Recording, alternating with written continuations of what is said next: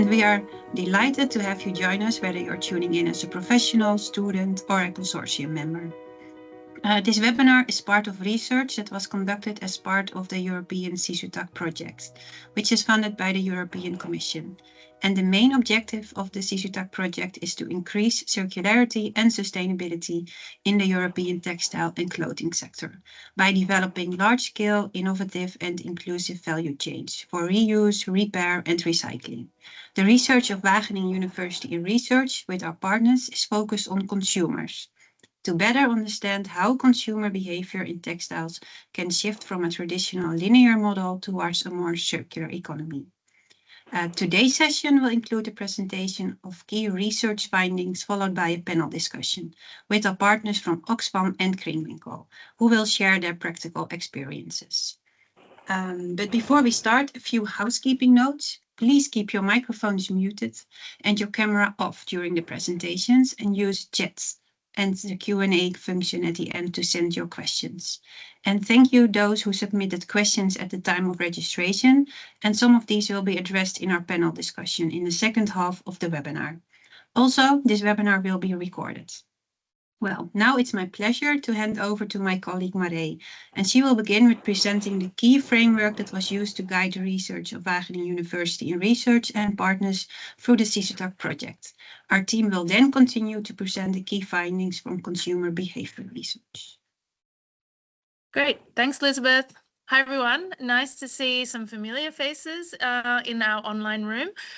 Colleagues from the SISUTAC project and also other project partners. So thanks very much for tuning in this afternoon. So before I take you through some of the framework for the research that we conducted as part of the SISUTAC project, I'd like to make sure everyone's awake, and we will do a woo clap. So Irena has also already shared the code to join, and she'll now share her screen, which will come up with the QR code that we'd like you to please scan, or you can simply go to the website and enter in the event code. So we'd just like to get a bit of a feel for what you think or why people buy new when they can repair or buy secondhand clothing. What's your kind of take on this in a couple of key words? So if you could all please scan the QR, and then a word cloud should come up soon. We've now 21 persons joining the Woo Club. I'll wait a bit more, so we have more people. Great. 25, 26. Mm-hmm. When we have 30, we will start. Yeah, okay. Perfect. Thank you. Okay. And now you can enter your answer. Yeah, so some of you already sent us some questions when you registered, which is great. But now we'd like to know, like, what drives you to buy new clothes when you can buy secondhand, for example? The first answers appear.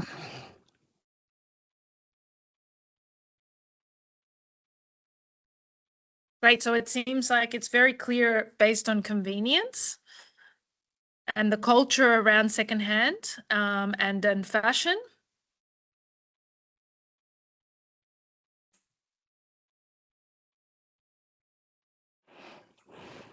I see some people focus more on quality and expensive. So sometimes secondhand, for example, vintage can often be more expensive than firsthand. So often people do think, well, why buy secondhand when I can buy firsthand for cheaper? Great. So it's a lot about trends. I think that the response on missing might also be that perhaps it's not available, secondhand options or appropriate secondhand options that fit, that are of good quality may not be available in the market.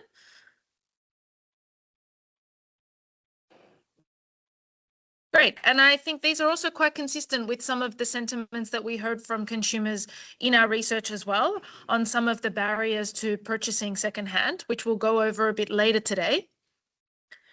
So maybe I will close the WOO Club for now, and I'll ask now Elizabeth to now share the slides, please. And I'll take you through some of the, like I said, the framework of our work that we did as part of the CISLTech project. So I'm here, as Elizabeth mentioned, many of our colleagues from Wageningen. So we are from Wageningen Social and Economic Research. We are consumer researchers, and on this project we focus in the textile industry, but a lot of our work of Wageningen focuses a lot on food consumption behaviours and also interaction with the agriculture sector as well. So if I could go to the next slide, please, Elizabeth. Great. So in the invitation, you would have seen a bit about our work and why we're hosting this webinar today. So we're going to have a series of presentations, but we'll also open up to a panel discussion. And our panel discussion will have a mix of our Wageningen researchers, as well as 2 of our partners that we worked with as part of the project. I'll first discuss a bit about consumer behavior in the textile industry and how we used a model called the COM-B model as a framework to better understand consumer behaviors in our research.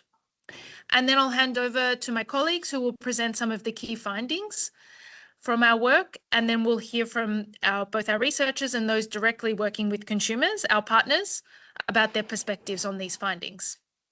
Next slide, please. So I don't want to focus too much here, but I want to make sure we're all on the same page with what we mean by circular textiles. So this diagram really illustrates that circular textile value chain. So it's really reimagining how we produce, use, and dispose of textiles.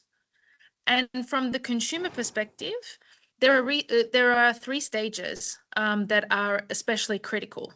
So the buying, the reusing, and disposing. So when consumers buy, they're not just purchasing a product. So we as consumers, we're influencing these upstream decisions, like the material and the product design.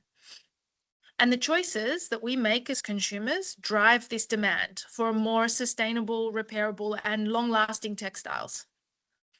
And this reuse and repairing and extending the life of garments and textiles and shifting behaviors from more this fast fashion to more conscious consumption is what we really like to see in this circular textile value chain. So it's this stage really where we become active participants in sustainability and not just end users of the value chain. And we don't really see disposal as the end. We see it really as closing this loop and as a new beginning. So through collection, through sorting, through repurposing, used textiles can really re-enter this value chain and reducing waste and closing that loop.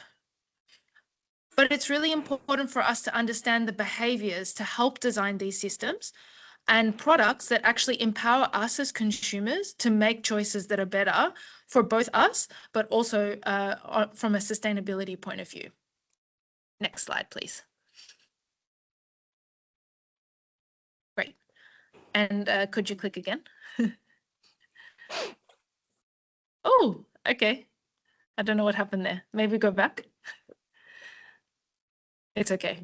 So I'm not quite sure what why this is not coming up, but maybe if you click back, Elizabeth. Yeah, I will use this. All good. So I really wanted to focus really on the consumer role here. So this buying, using, and disposing. So the behavior of consumers really influences these 3 aspects. So in a circular model, we're no longer talking about this isolated action. We're looking really at the interconnection of behaviors and multiple decisions that consumers make that shape the life cycle of a garment. And each of these choices reflects a different behavior. And it's shaped by capability, opportunity, and motivation. And that's really the framework that we used as part of our research, which is the COM-B model. Next slide, please. And next again. Thanks. Now you just see some nice icons. So, but yeah, so this is the COM-B model. And so if we really want to understand and influence consumer behavior, we really need to understand that behavior, and that's where this model comes in. So for any behavior to occur, 3 conditions must be met. So capability, so the blue box here, really refers to the skills and knowledge you have as a consumer to perform a behavior. So in textiles, what we mean is, do you know how to repair a garment? Do you understand the environmental impact of fast fashion, for example? Then we have opportunity. Opportunity is there in the orange, and this is the external factors. So our environment, what makes our behavior possible, or what prompts it? So taking the example of repairing, are the repair services available? Are they affordable? Are sustainable options visible in store? Is there actually a culture of reuse? So what's happening in that environment that prompts the behavior? And then Marie, we lost your presentation. Oh, thanks for letting me know. Elizabeth?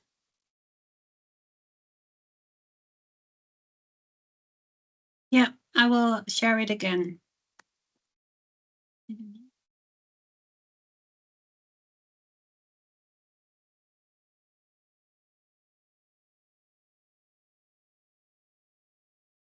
You see it? Yeah, we're on slide 5. Yep.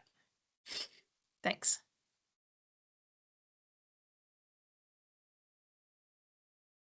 Great, thank you. Thanks for letting me know as well. So now we're talking, now is just referring to the motivation. So both capability and opportunity influence the motivation. So that is really the internal drive. So our emotions and the rationale. So what makes us as a consumer choose to buy secondhand instead of new? So that's linking to the question that we asked earlier. Or is it, you know, what's the motivation to sort our textiles for recycling rather than throwing them out? So each of these choices, whether it's donating, reselling, repurposing, or throwing in the bin, is driven by a unique mix of these elements. So when we design interventions, we need to ask, like, are we enabling this behavior? Are we making it possible through the opportunity, and are we making it desirable? So are people motivated to change? So when all of these 3 are aligned, we can expect a more meaningful shift in consumer behavior. Next slide, please. So this was really the framework of our research. Elizabeth, great, thanks. So this was really the framework of our research. And now, before I hand over to 2 researchers from Wageningen, I'd just like to give you a really brief overview of our research approach. So I did include a link in our chat, which leads you to our report recently published on the Sisseltech website. So you can read it in full. But I will first go over today the understanding behavior component.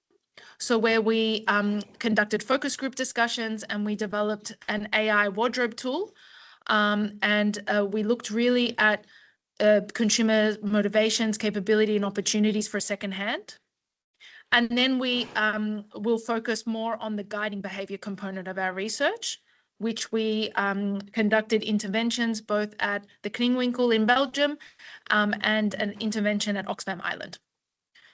So I'll now hand over to both Muriel and Ralia.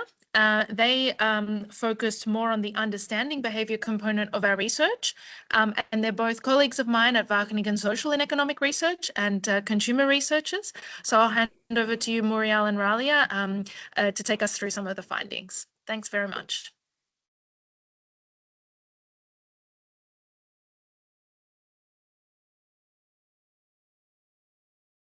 Thanks, Marie.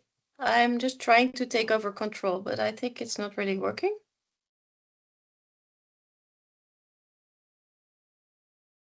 Okay, here we go. No. Can you go 1 slide back? Lisbeth, do you have still control? I gave you control, so now I'm not having it anymore. I will try. This slide, eh? And previous one, please. This one. So let's keep it like this, because otherwise it takes too much time. Thanks. So first, good afternoon, everyone. I will start with discussing the results of the consumer behavior research on understanding behavior. And we used a mixed method approach for this. So we had a consumer survey, an online survey with quantitative results, and also qualitative focus group discussions, which my colleague Ralia will present. So first, about the consumer survey, it was a representative adult sample of people from Flanders in Belgium, and we excluded those that were employed in the textile sector, and the sample was nicely balanced in terms of age, gender, education, and region. And after data cleaning, we had about 965 participants in the analysis. So Ralia, yeah. Thank you, Marielle. And in terms for the focus group discussions, in total we had 6 sessions that were held in Antwerp. We had 35 participants that were divided in half. We had around 18 that were secondhand consumers from the Kringwinkel, and we had around 17 that were non-secondhand consumers. In terms of division, we had 70% women with an average age of 40, and mostly were highly educated. And then for the next slide. Click, Lisbeth, please. Thank you.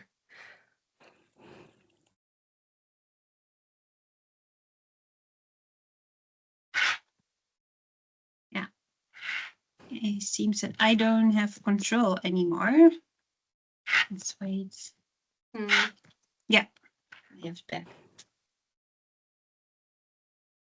Okay, thank you.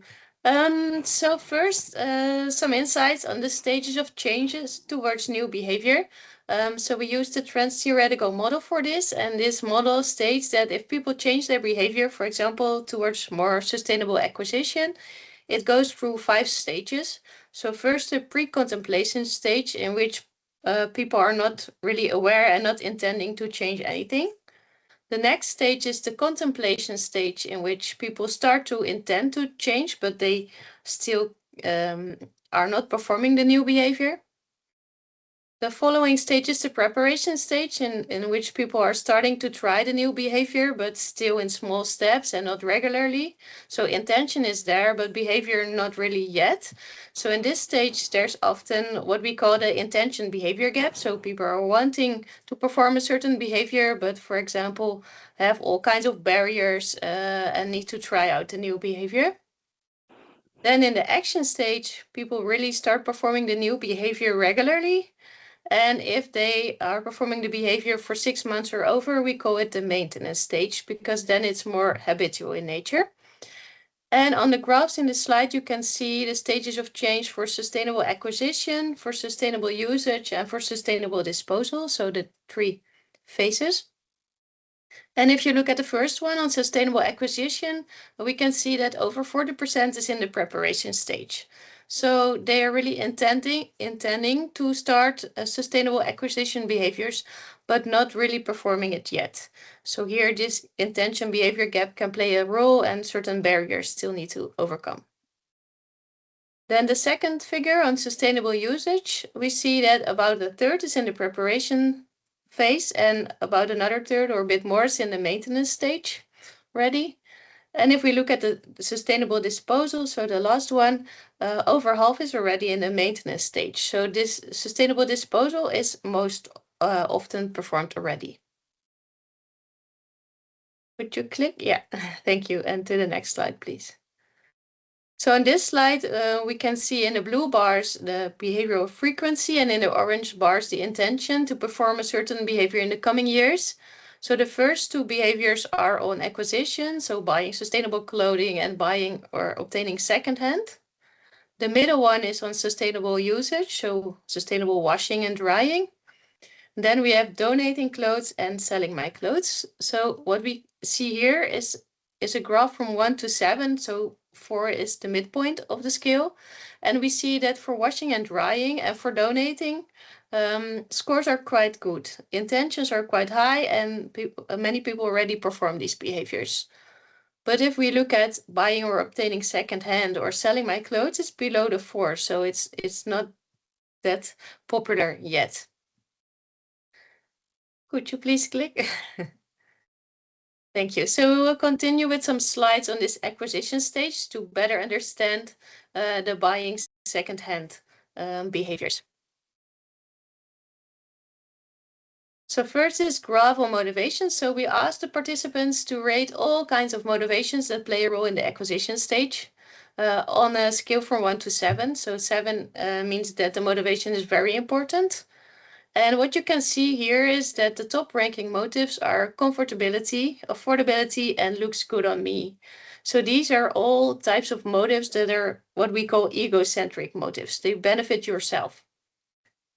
What we also see is if we look at the other side of the graph, that the more sustainability related motivations, so sustainability, climate, locally produced, animal welfare, ethical production, they score a bit lower. So here we can really see that these egocentric motivations are dominating. But what we can also see is that all motivations score above 4, so at least they're to some extent important. And what we also did is look at the same graph, but for the people in the different stages of change. And what we saw there is that the top 3 most important motives are the top 3 for all the stages of change. But we also saw that the people that are in the no intention group, so those who are not aware and not intending to acquire sustainably, let's say, the gap with the egocentric motives and the sustainability motives is much larger for them. So sustainability is really not an issue for this group. Could you go to the next slide, please? Yes, so Alia will take over with some qualitative additions. Yeah, so our qualitative findings show that secondhand is an emotional journey. And what we mean by that is that the process is usually more explorative and less predictable. And it often requires an investment of time and effort, in contrast to, let's say, traditional shopping, where you go in and you know what you want in terms, let's say, for a color and a fit, and you end up finding it rather quickly. Secondhand shopping is more like a treasure hunt. So you have to search and you have to inspect the garment condition. It's also unpredictable as inventory changes very often. And this was experienced by one woman participant that said, every Friday after work, I drop in the secondhand store and check if there's something new which suits me. And the second point, we found that secondhand is an emotional experience as well. Shoppers can feel different emotions. They can feel happy while shopping when they find a unique piece or a piece that they've been looking for a long time. And this is there's a sense of joy in that. And this is often associated with feeling that one has done a good deed. Whereas shoppers can also feel negative emotions when, alas, one has invested time and effort, but they haven't found what they're looking for. And this is often tied with channels of distribution and their limited offerings. Next, please. Here we have a quote that illustrates what I just said, with one participant saying that when she was young, this is for the second one, that when she was young, she bought secondhand for price reasons and appreciated second pieces and designs, whereas nowadays she experiences quite a lack of quality. And to add to that is that secondhand shopping also combines motivations, as Muriel said, whether it can be economic, such as, for example, saving money, or emotionals, giving a sense of doing a good deed and having a sense of giving. And this is highlighted by another participant that said, I can pick up something for little money. And I had a whole afternoon of fun. And I feel like I contributed something and I got something for myself too, and I had a good time. Next.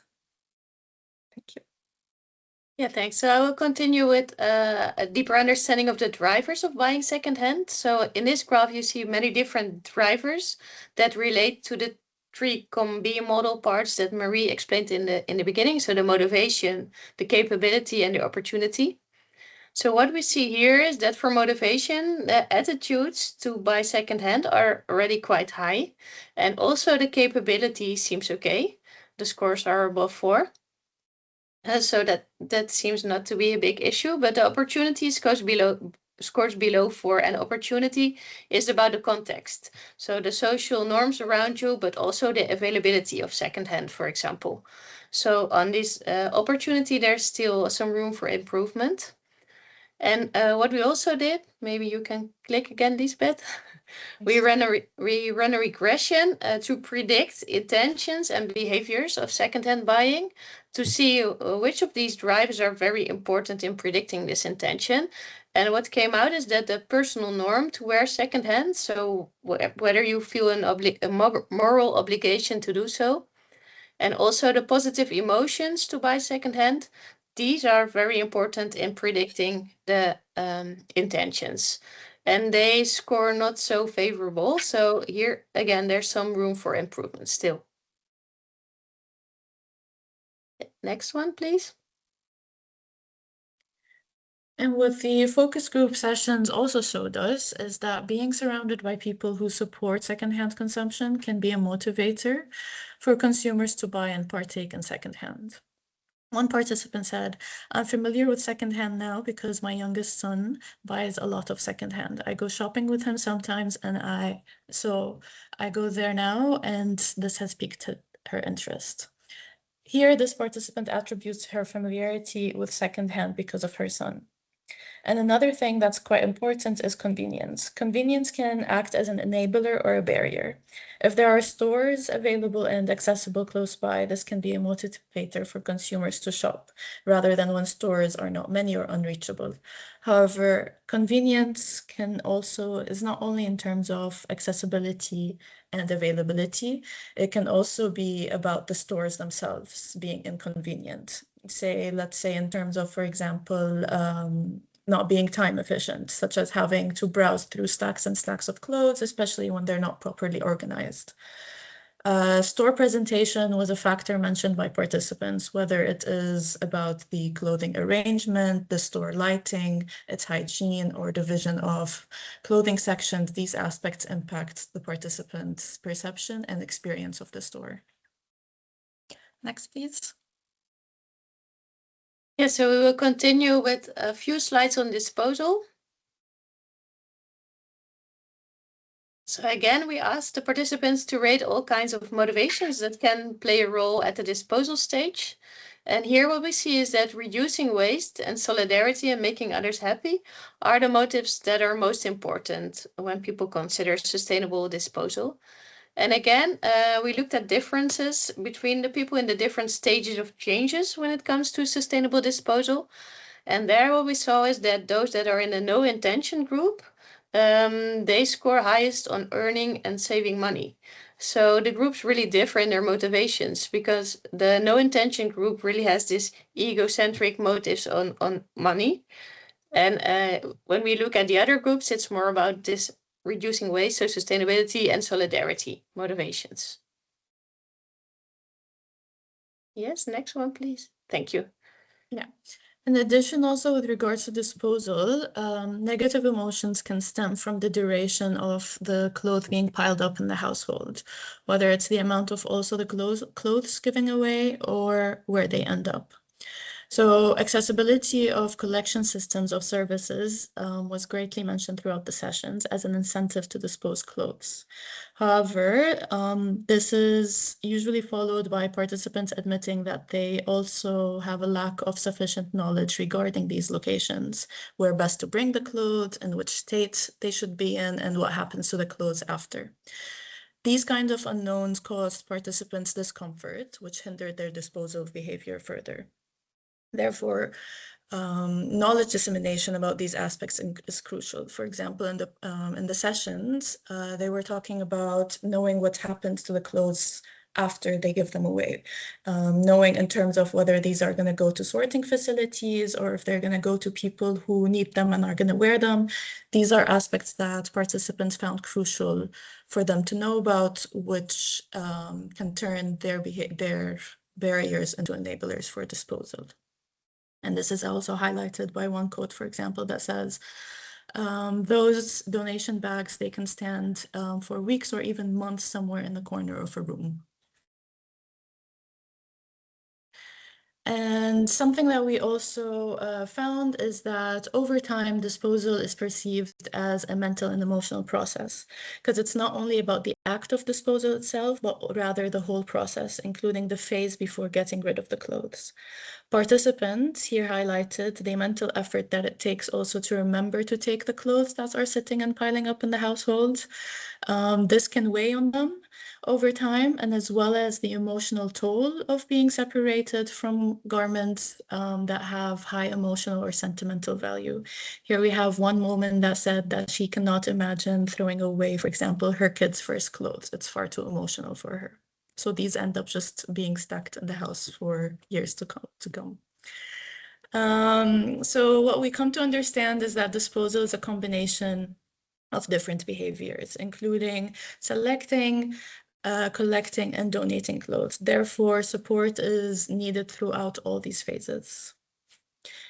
And one thing I'll leave you with is one last quote to highlight the complexity and the blend of emotions, where one participant says, "I feel like contributing to waste is a barrier to me. So I postpone getting rid of clothes because I think it's my own and it's actually quality stuff. So why should I throw it away?" Another reason is if I go straight to the thrift store, or if I give them away to someone I know, I feel less guilty. But when I throw them away in the textile recycling bin, I feel really guilty because I don't know where it's going to end up or what will happen to it.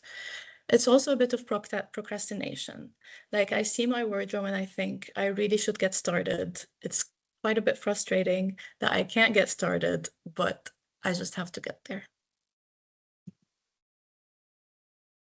So just to sum up this part on understanding behavior, we hope that we explained to you that when developing interventions, it's important to boost motivations and knowledge and skills, but also to create a supportive environment. So this is this COM-B model with the motivation, the capability, and the opportunity. They are all needed for behavior change to occur. Also, it's important to consider conscious and unconscious motivation, so the emotions. Emotions deeply influence our relationship with clothes. And I think Aralia gave some nice examples. Also, to tailor to different target group with different drivers. So for some, egocentric drivers are more important. For others, sustainability is really an important issue. And also to take multiple behaviors into consideration and tailor the approach accordingly. So now I think we can continue with the guiding behavior, and my colleague Victor will take over.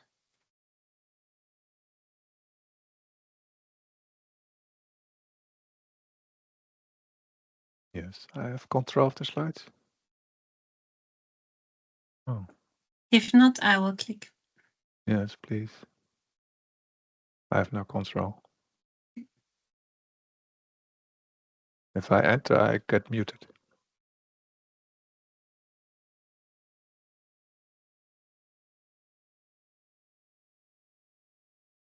Lisbeth, can you do the slides? Yeah. Okay, yeah, here we go. Yes, so in the CISTAC project, we did 3 interventions that I will present today. The first intervention was about repair, the second about donations, and the third intervention is actually a combination of repair and donation. I will explain it when we get there. So the first intervention was together with Kringwinkel Antwerp. Kringwinkel Antwerp is a social enterprise which has actually 130 stores and over 6,000 employees. At the time we did this intervention, the Kringwinkel was offering a repair box service, so not actually doing repair themselves, but you could rent a repair box for them and then you could repair your clothes at home. So now they wanted to find out if they could run a repair service by themselves in-house and how that would appreciate it. So that's actually the intervention. Next slide, please. So the intervention was organized in 4 different stores of Kringwinkel. The people, they could bring clothes and actually the repair was for free. But in return, we required, or we asked them kindly to participate in our survey. Each store offered a repair for 2 days, and the intervention ran in the month of November in 2023. Next slide, please. Yes. So in total, 71 pieces of clothing were repaired during this intervention. These pieces were offered by 46 people. Some brought one piece, some brought more pieces for repair. The main tasks performed were shortening and tearing. And on the right side, you can see that that was mainly trousers that were repaired and jackets. Next slide, please. So from the survey, what do we learn from the survey? We asked about the main barriers, and the main barrier that appeared to be for repair was that people have no possibility for repair. And then the second is they have no knowledge for repair. Also social aspects seem to play a role. So friends and family that are unable to help with the repair, having no materials at home, and no equipment, no capacity, and no time. We also ask about the value functions of repairing, and the main the important value was that repairing improves the function. It also is expensive, but it makes it more beautiful. And its value, it has value when the status allows it, and otherwise it's not worth it. But okay, next slide, please.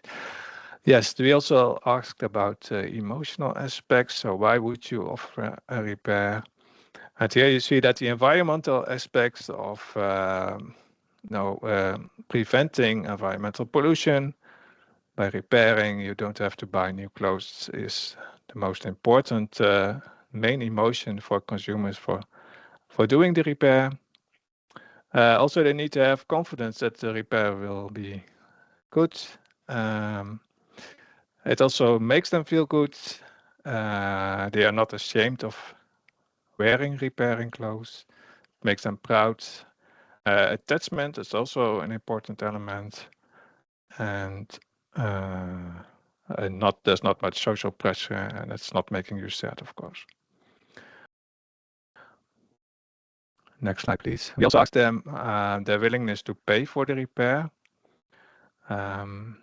The scale we used was a little bit larger than it's depicted in this figure, but here you can see that the median price people would expect to pay was €5. So that's the repair.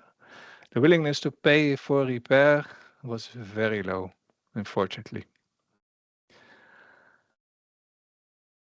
The second intervention was about donating. We had a very good collaboration with Fox from Ireland, with Trevor Anderson and Lina Santos Chatham. Of course, Oxfam Ireland is well known, and they have their shops and they get donating clothes. But we want to see whether we could stimulate the donation behavior of the people in Ireland. Next slide, please. So actually, Oxfam and their communication department developed a very nice slogan: "Do good, donate. Let's not wear out the world." So the stores got this very nice, very large picture, so it would be the exposure would be very good. As you can see here, these window stickers. Next slide, please. The campaign was also distributed online on social media. Yes, next slide, please. So here you can see the setup of the intervention. So we had some of the different test stores, as you can see on the left column. And some of the test stores got an in-store intervention, so that was the window screen. Some got it only online, so there was the social media post we just saw, and some store got both the window screen and the social media attention.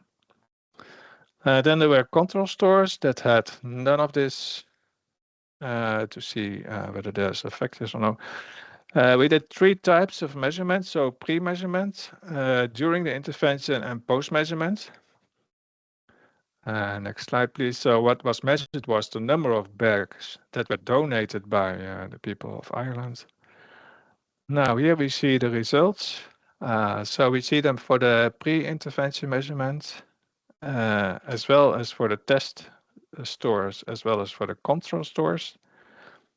During the intervention and for the post-intervention, so the number of the average donating bags.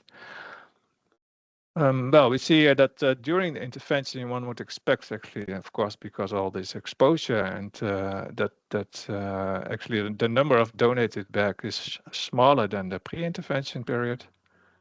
For the control stores, it's also a little bit smaller. The test store seems to be holding up a little bit better than the control stores. But of course, it's quite unexpected. So what might be an explanation here? There might be explained that in the previous period, there's so much donated that there's less left for the test period. Another theory might be that there's a time-lag effect of the campaign. So people have to see the campaign, they have to go to the wardrobe and get it sorted out and bring it to the stores, and that might all take some time.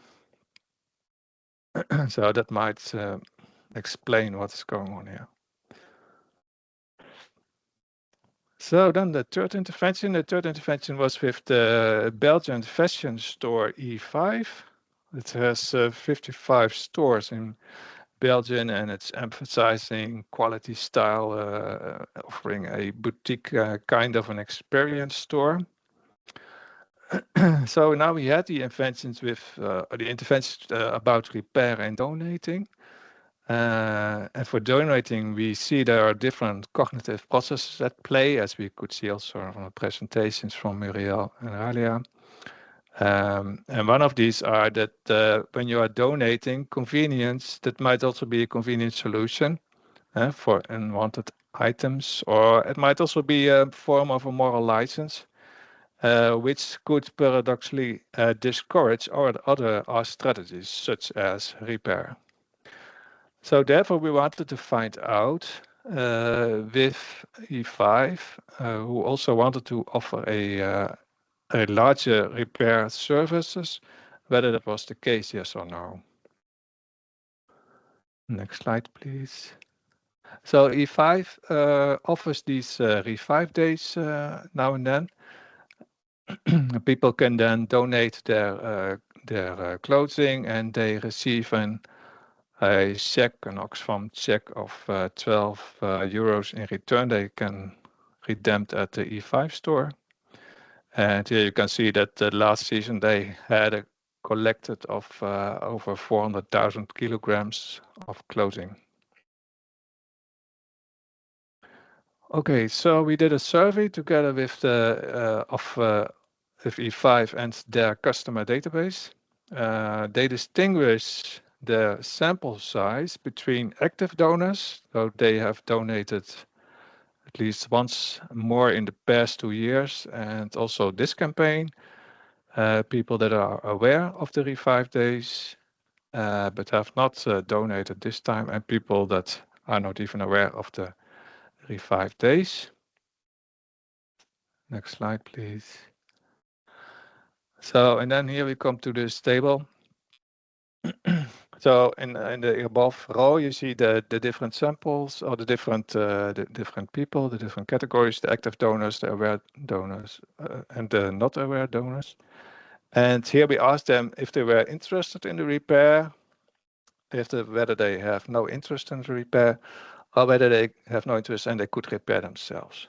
So the total sample was about 6,000 people, and from the active donors, 44.8% were interested in the repair by E5. So actually, that supports our theory that the people could actually multiply these different R strategies of repairing and donating. So actually a very nice percentage. Yes. We also did a survey, and the main barriers for the repair and active donors were a lack of technical skills, time and materials. That we also saw that back in the other research presented today. Also the social environment, having access to friends and relatives that can assist with the repairs, and also plays a role. So we saw the different motivations, and these could of course be used in the campaigns, like you see nowadays, Black Friday campaigns, repair campaigns. So instead of stimulating new sales during these periods, could also be creating awareness of in-use clothes and motivate and encourage people to think before purchasing new items.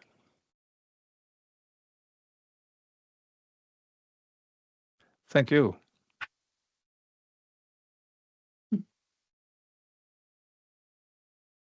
Let's stop sharing.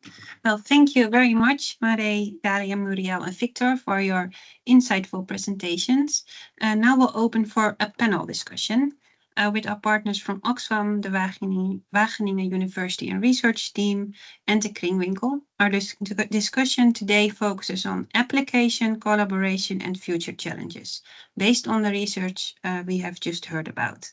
But before we start the panel, I would like to ask our guest speakers, Lina and Imani, to shortly introduce yourselves and your organization's role in circular textiles. And Lina, can you maybe start? Hi, thanks, Lisbeth. Hi, everyone. Thanks for having me.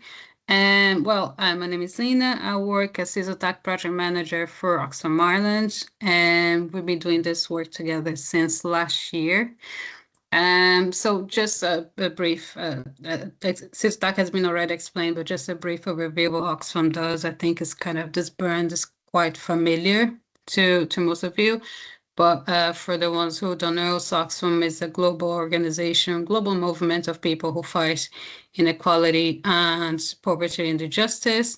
So support vulnerable communities as well and fight climate justice. That's where our work comes in CISOTAC. So the trading team, so the team that is responsible to manage the Oxfam shops is embracing more and more the circularity concept and trying to spread and raise awareness about it. So we have nowadays around over 600 shops across Europe, 45 only in Ireland, and we have this work in CISOTAC. So the first branch of this work we're doing with our research partners about identifying and assessing customer behavior, but we also have a second work stream related to raising awareness. And yeah, so that's basically the work and presentation in a nutshell. Thanks. Thank you. Yes, and hi, my name is Imani Ramiol, and I'm a project leader for the Innovation and Sustainability Department at Kringwinkel Antwerp. We're not international. Kringwinkel is a social enterprise throughout Flanders, but I work in the Antwerp region. We have 13 second-hand shops in this region, and our mission combines 3 goals: giving goods a second life, creating affordable alternatives for consumers, and also providing employment opportunities for people with fewer chances on the regular labor market. Textiles are at the heart of what we do. Clothing is by far the most sold product category in our stores, and this is why we jumped into the CISOTAC project. We opened up a repair hub for customers, focusing on affordable and easy zipper repair, but also other repairs. Thank you. Great. Yeah, thank thanks. you. Then yeah, thanks we'll now so much. open the panel discussion. So, Mare? Yeah, thanks, Elizabeth. And thanks so much, Lena and Imani, for your time today. And it's really nice to have you both. So I'd like to open up some questions. So, you know, we've heard from our researchers, but on the research around consumer behaviors, but we really want to know from your experience working directly with consumers, what you see as a barrier in your organization. So in terms of engaging consumers in circular textile practices and yeah, whether that be in reuse or repair or recycling. So I'd like, Lena, if you could please start, and then Imani, if you could add some also anecdotes also from your experience from the Kringwinkel.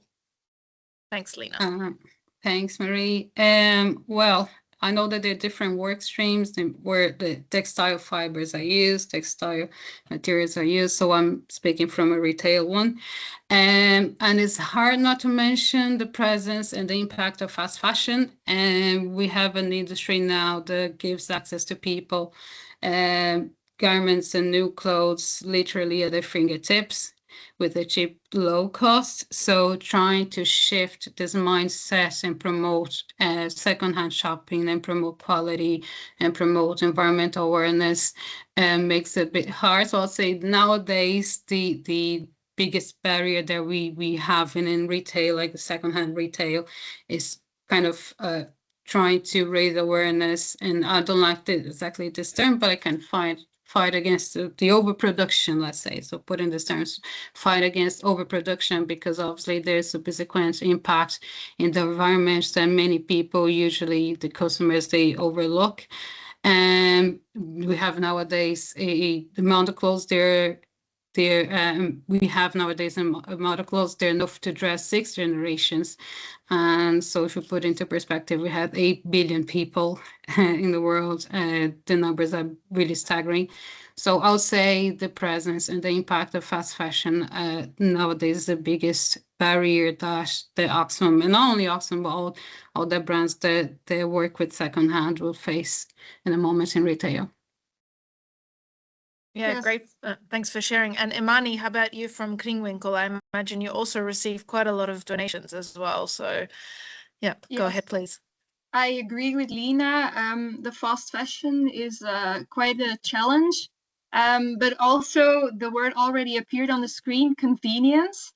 Yeah, we have a brand monitor that we do regularly, and it's a survey that collects feedback from customers and non-customers, and we see that yeah, a big barrier we face is convenience. Consumers increasingly expect immediate availability of the exact item that they have in mind. And when visiting a Kringwinkel store, the shopping experience is inherently less predictable. In a regular retail store, customers know what they expect. They recognize the store's aesthetic, may have browsed the online shop in advance. They often already know what they want to find. And shopping at Kringwinkel, you just never know exactly what you will come across.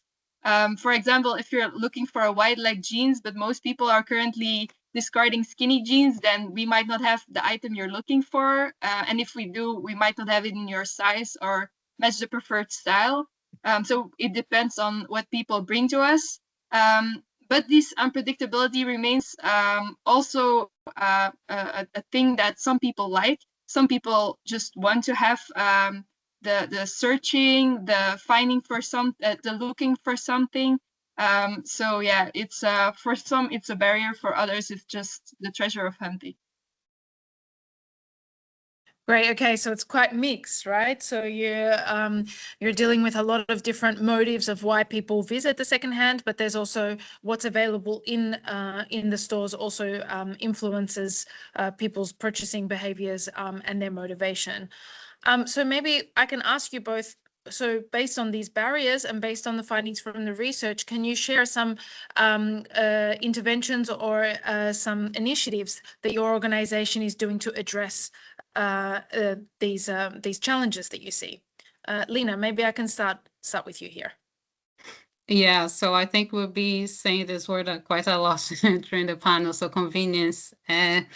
We obviously during our survey as well, we have this subject addressed a couple of times. People mentioning don't have a secondhand shop nearby, or they don't have enough time to separate the clothes, or they don't have a car to bring their donations. So definitely convenience. We do have implemented this year in April an initiative called Postback. It's a partnership with our post provider and post here in Ireland, in the Republic of Ireland, which makes way more convenient for everyone that wants to donate. I can leave a link to the website, but just to summarize, so people, they can order a bag, they can to the post provider, so to Unpost, they can fill it with all the donations, and they can send this bag to the post office, or they can ask this bag to be collected at their home. So, and we have 22,000 bags ordered since April this year. So the numbers are really demonstrate that convenience is really one topic to be addressed when we're thinking about as a donation driver. I'll say convenience is a big donation driver.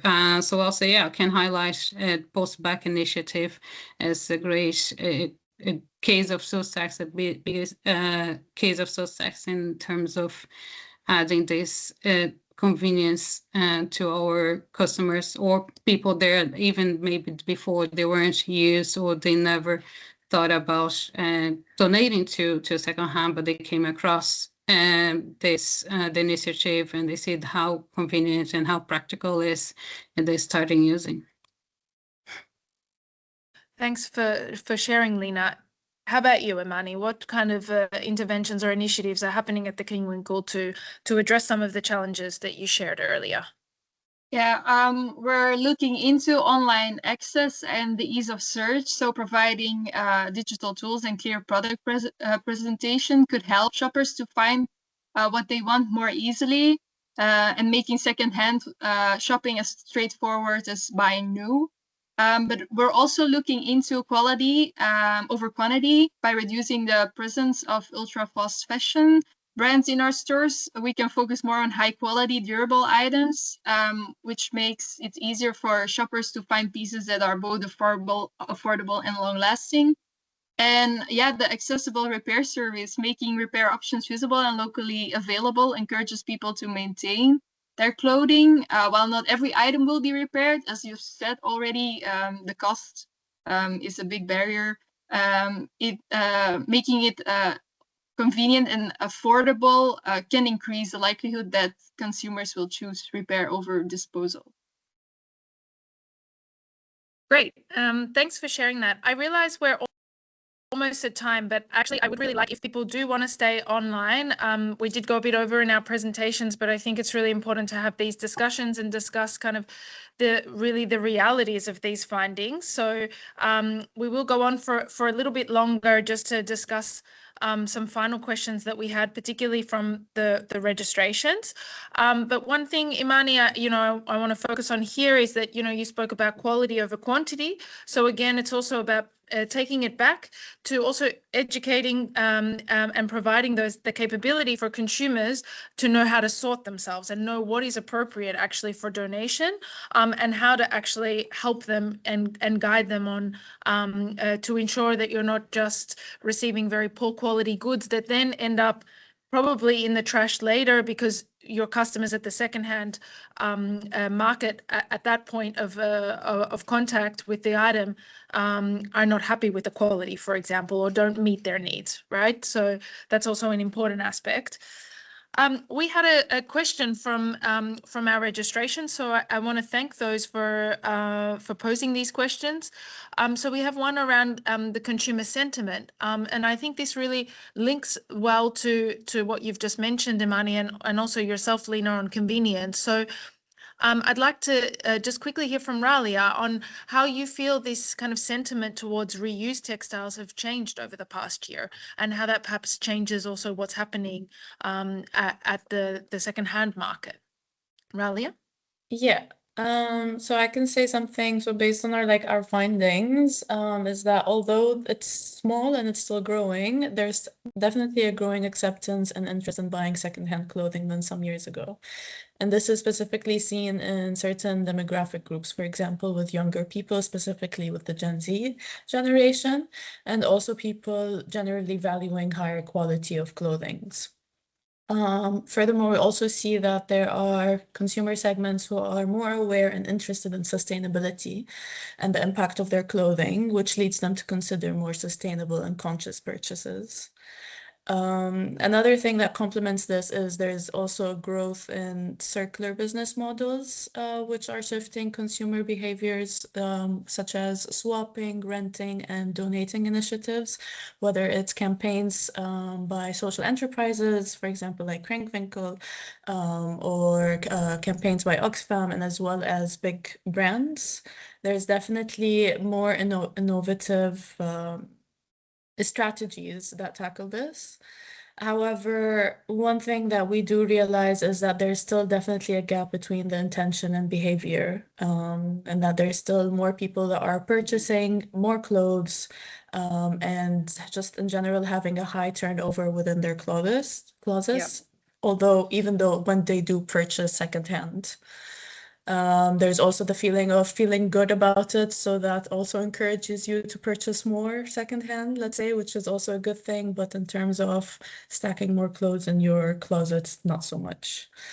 So given that, we also have to recognize that the textile to textile recycling ratio is still quite small. So that's something that shouldn't be just on the weight, on the shoulders of consumers, but also that policies should be in place that would also further help consumer sentiments in the future about this. Sure, great. Thanks for sharing, Ralia. Do you see this too, also, Lina and Imani, like on this shift, but also like more in terms of this economic pressure, like inflation and cost of living increases? You see the changes happening also at the store in terms of your customer base and kind of the motivation for customers in their purchasing? Yeah, I can start. So yeah, we see a shift, I would say mainly the age group.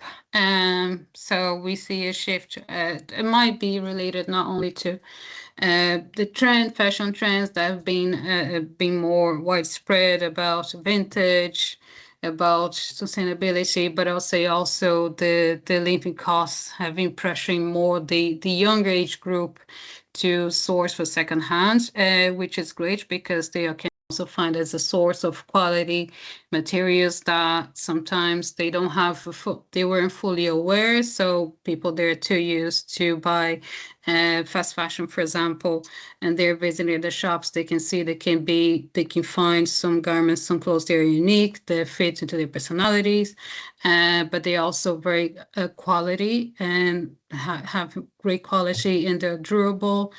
So yeah, definitely we can see this shift happening in the audience, I would say mainly in the age group. And Oxfam Ireland have been taking turns in terms of addressing this. So we've been renovating many of our shops. We've been studying how to adapt a business model. So we want to be more distant from that idea of charity shop and more as a fashion retailer. So we want to promote secondhand more as a fashion option rather than, oh, that would be cheap, because that's some of the misconception around secondhand is that, oh, that's too cheap, that's the poor quality, or that's dirty. And so we want to tackle some of these misconceptions through this new business model to promote secondhand as fashion and Oxfam Ireland as a fashion retailer. Great. Yeah, thanks, Lina. Imani, would you like to share some final thoughts on this?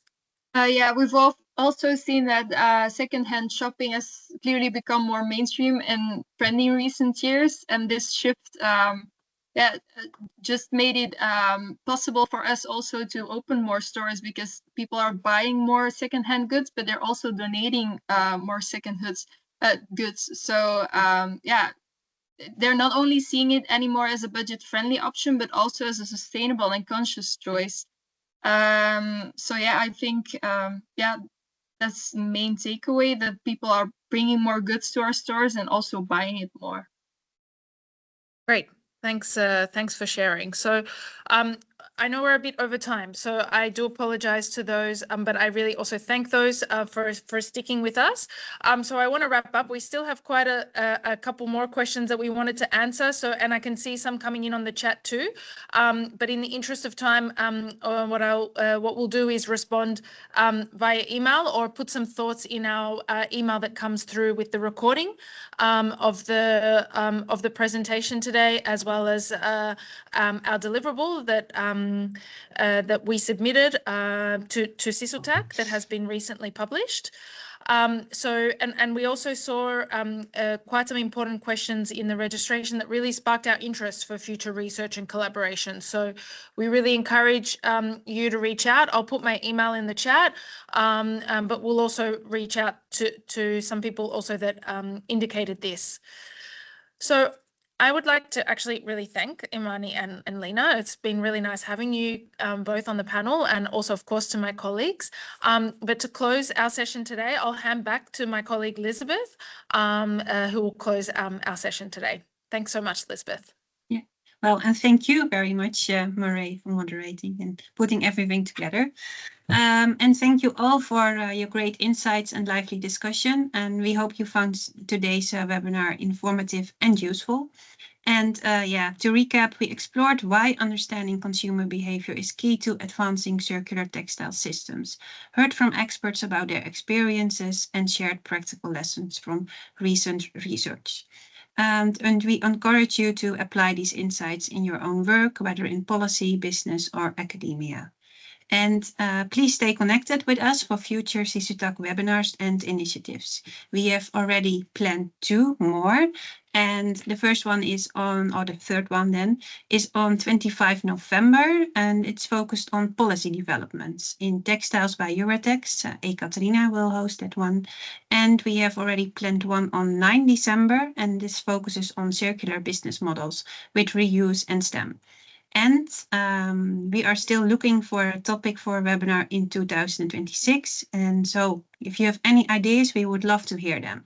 And you can always reach out to me. And my email will be in the chat very soon.